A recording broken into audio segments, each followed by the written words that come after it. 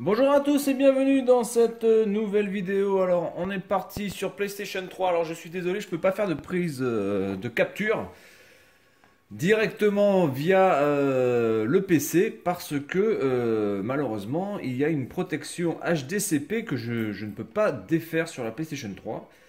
Alors certainement que ma carte n'est pas optimisée pour ça et donc je ne peux pas faire directement la capture. Bon, bah, c'est dommage. Donc là, je suis au niveau 8 de Castlevania Mirror of Fate.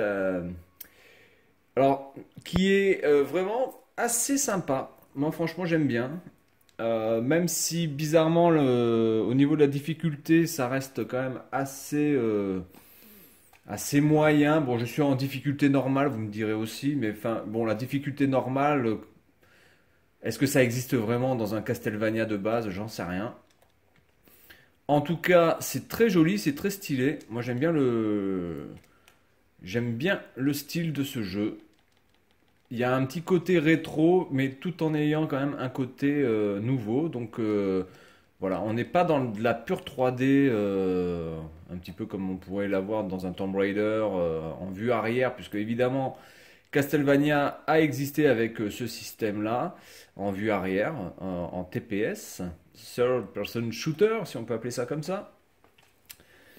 Donc là, on est plutôt sur, voilà, sur des plans de côté, et je trouve ça magnifique. Vraiment, il y a des niveaux qui sont mais juste fabuleux au niveau graphique, notamment la salle de bal, il y a aussi le truc de la fête foraine, qui est plutôt pas mal. Donc là, je viens juste de battre un boss qui était quand même assez facile, il faut le reconnaître. Et j'ai donc maintenant la capacité de pouvoir balancer le grappin. Voilà. Et tout se fait on va dire, dans un gameplay plutôt bon. C'est assez facile de se balancer, c'est assez facile d'arrêter de se balancer. Donc voilà, j'adore le gameplay de ce jeu. Il est très très fluide. Bon, là, je suis dans l'autre sens. Je suis pas sûr que je puisse. Hop. Ok, ça passe. Alors, par contre, le bestiaire, je trouve qu'il y a pas énormément de- d'ennemis différents. On a du loup-garou, on a des vieux comme ça pour l'instant. Donc c'est vrai que c'est quand même, il y a beaucoup moins d'ennemis, bizarrement, que sur les Castlevania de NES ou de Super NES. En tout cas, je trouve qu'on a un peu trop souvent les mêmes ennemis. Les loups-garous, les morts-vivants, les vieux là, que je viens de me taper, les oiseaux. Donc globalement, pour un jeu PlayStation 3, je m'attendais quand même à un bestiaire un peu plus important. Seulement, bon voilà, je suis uniquement à 20% du jeu. Donc il y a quand même de quoi espérer avoir d'autres ennemis. Alors là, ce que je viens de prendre, c'est de l'énergie pour ma magie, parce que je peux avoir un protecteur qui est là et qui me permet de parer les coups. Donc ça, c'est un peu cheaté. C'est carrément over the fuck ça, putain, vous pouvez quasiment garder toute votre énergie pour les boss finaux et ben vous avez juste à tout défoncer. Alors là, je vais me taper donc des ennemis, donc les loups-garous. Alors ce qui est plutôt pas mal aussi comme truc, c'est le système de finish. Alors c'est assez difficile à placer parce qu'il faut que les animaux, enfin que les ennemis clignotent de façon un peu blanche. Et vous pouvez faire une sorte de finish him. Et ça, je trouve ça le système plutôt sympa, ouais. Franchement. Alors j'ai essayé d'en faire un tout à l'heure si je peux. Ah putain, il m'a bouffé ce con, tu vas crever, oui. Alors on a les vieux. Bon, alors, les vieux sont pas trop emmerdants. En quelques coups, ils sont morts. Voilà. Par contre, il faut faire attention à leur putain de bombes de merde là.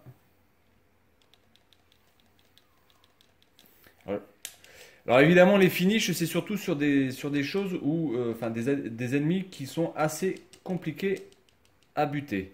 Ceux-là, généralement, sont pas trop compliqués à buter, ils sont juste chiants parce qu'ils n'arrêtent pas de courir partout.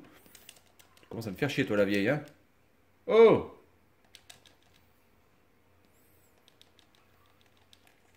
Voilà. Alors, est-ce qu'il va y avoir... Ah non, ok, donc là, je vais avoir le grappin. Hop.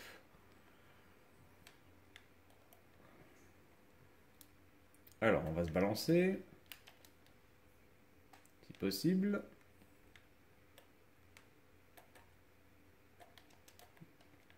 Voilà.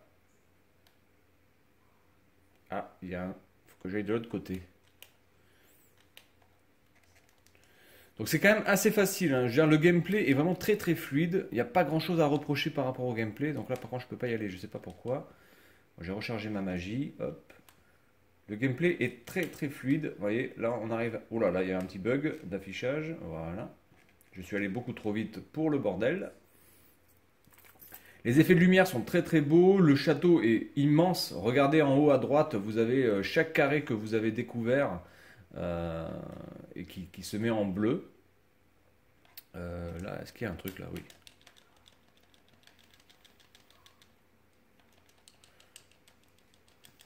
Voilà. Alors il y a toujours le fameux système de cœur.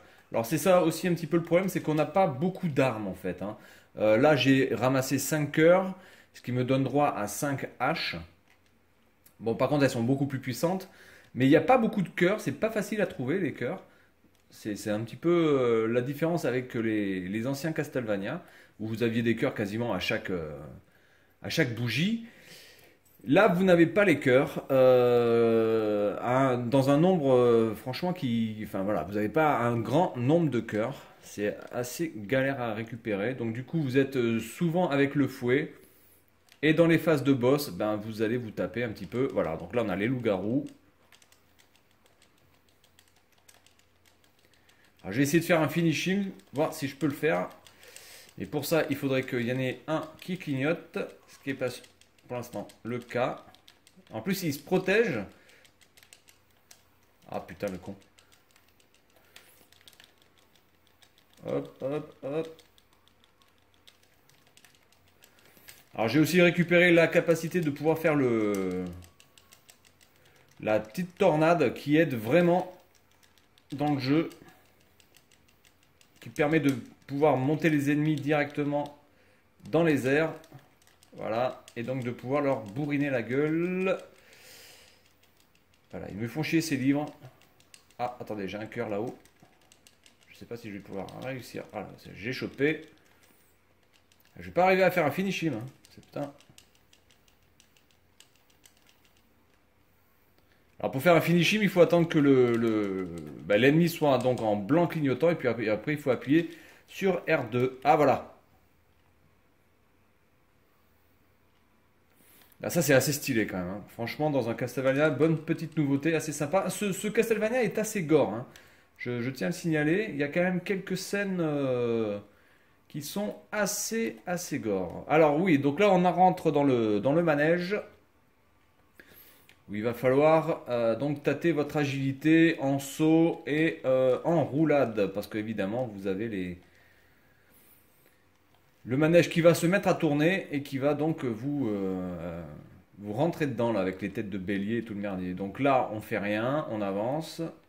Les trucs qui sont en bas, il faut les sauter et les trucs à mi-distance, enfin, à mi-hauteur, il faut tourner. Voilà. Et donc évidemment ça va aller de plus en plus vite, hein, parce qu'évidemment à cette vitesse là. C'est Two Finger in the Nose, n'est-ce pas? Ah merde, celui-là j'ai pas vu, je me suis trompé. Alors il faut faire attention de bien regarder la hauteur parce que sinon après vous pouvez vous payer les barrières électriques.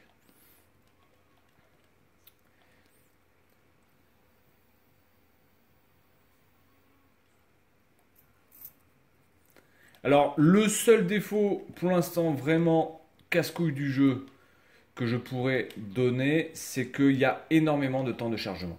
Oh putain, oh putain, putain. Il y a énormément de temps de chargement, c'est franchement, ça c'est un peu abusé. Des fois vous faites juste, oh non mais là monsieur, moi je vais me mettre la protection. Alors là, j'aurais pas dû faire ça. J'ai un petit peu de problème sur les distances quand même, moi. Voilà. Voilà. Donc là, il va tourner dans l'autre sens, j'imagine. Parce que là, franchement, perdre de la vie sur ce niveau-là, à ce point, c'est un petit peu abusé.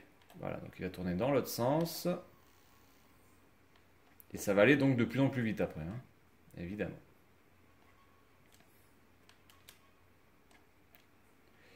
Il y a de bonnes idées, hein, il y a vraiment de bonnes idées dans ce...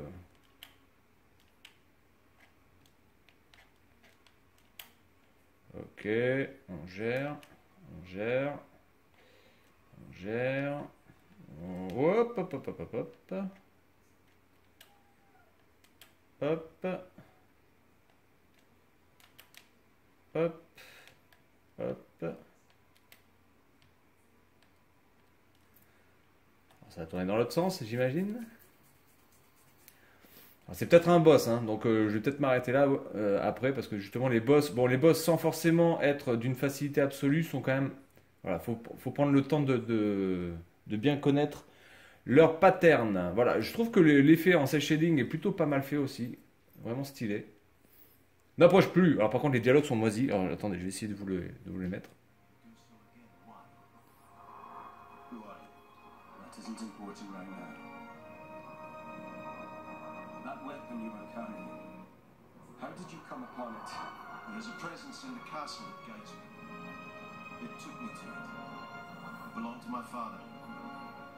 Voilà, donc les dialogues sont vraiment cucul à praline et en plus ils sont mal, enfin pas mal doublés, mais enfin ça, j'aurais préféré la version japonaise parce que là vraiment on a l'impression que les gens lisent un script, hein.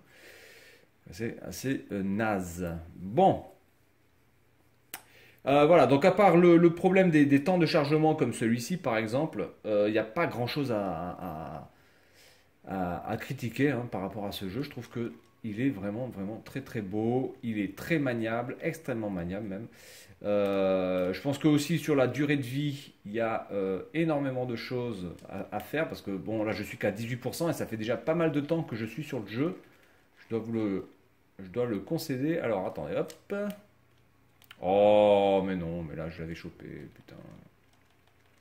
Je me suis fait, je me suis fait choper. C'est de la merde ce que j'ai fait. Putain. Alors. Ah oui, il faut peut-être que je monte. Bah il veut pas monter ce con. Ah voilà. De quoi?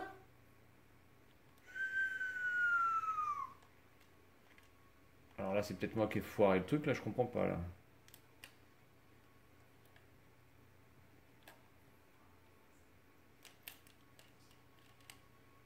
Non mais je veux pas. Et je suis mort. Bon, alors. Quand même.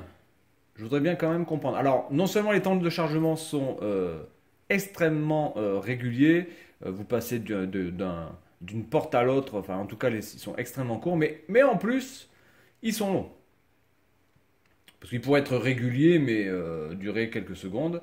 Des fois, vous avez des temps de chargement qui durent 15-20 secondes, hein. Donc, c'est quand même assez énorme. Alors là, pardon, putain, mais par où tu veux que je passe là? Il n'y a pas 400 000 endroits là. Il faut que je passe là. Non, c'est pas là quand même. Non, là c'est là d'où je viens.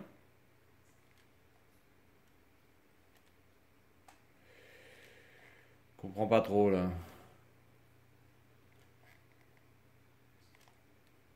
Alors je peux pas me balancer plus que ça.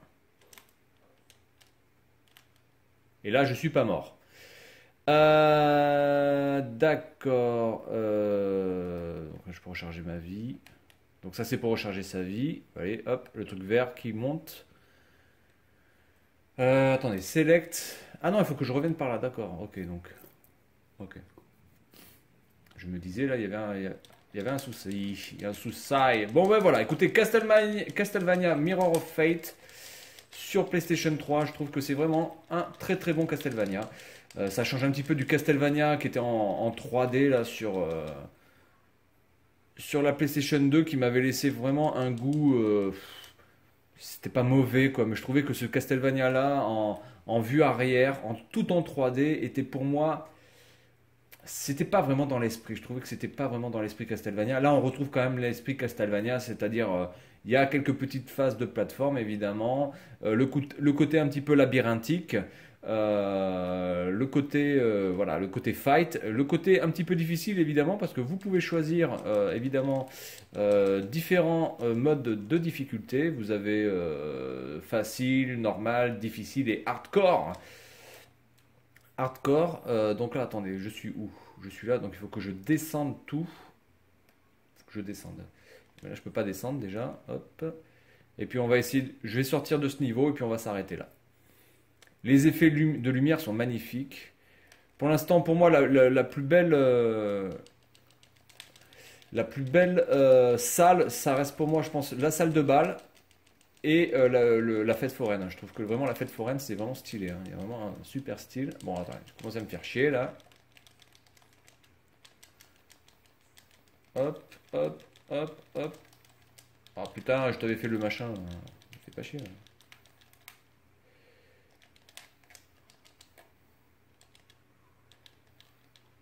Voilà. Niveau augmenté, nouvelles compétences débloquées. D'accord. Alors, ce qu'on peut dire par rapport aux autres Castlevania, la grande différence, ça va être quoi? Bah, ça va être surtout. Alors, ça peut-être qu'il faut que j'utilise du coup. Là, je suis là, donc il faut que je redescende encore. C'est surtout qu'il y a beaucoup moins de cœurs. Il y a beaucoup moins d'armes différentes aussi. Ça manque un petit peu, faut reconnaître. Alors, tac. Là, je peux pas. Est-ce que je peux descendre là? Oui, non, je peux descendre. Voilà, je descends. Hop, hop, hop, hop, hop. Je descends pas trop quand même. Hop, on redescend par là.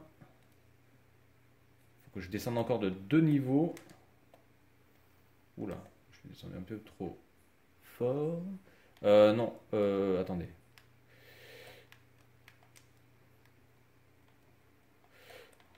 Là, il me semble que ça. Parce que là, je crois qu'il y a des pics en fait en bas. Attendez, je regarde juste un petit truc. Ah non, c'est bon, c'est bon. Ça, je peux descendre. Voilà. Alors, on se retape des ennemis. Alors, dans cette pièce-là, vous êtes obligé de... Putain, comment ça me faire chier ces bouquins de merde là.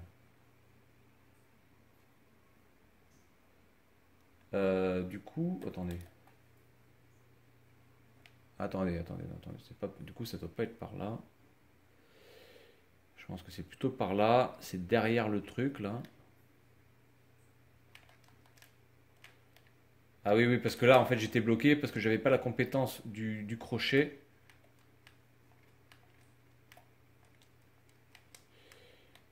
Alors, attendez. Hop.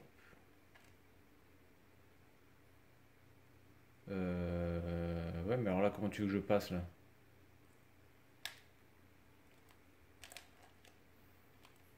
Ok.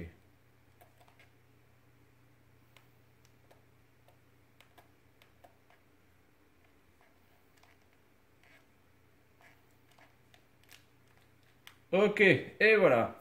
Bon, bah écoutez, voilà, Castlevania Mirror of Fate, vraiment très très bon Castlevania pour moi, en tout cas pour ma part. Je vous le conseille. Il est long, il est beau, il est très maniable. Il y a pas mal de choses à découvrir. Il doit y avoir des secrets un petit peu partout. Et par contre, ah oui, alors grosse différence aussi avec les Castlevania, ça ne sert plus rien à péter les lumières. Puisque les lumières ne vous donneront aucun cœur, elles sont indestructibles. Voilà, donc c'est tout pour cette vidéo, et puis moi je vous dis à la prochaine. Salut à tous!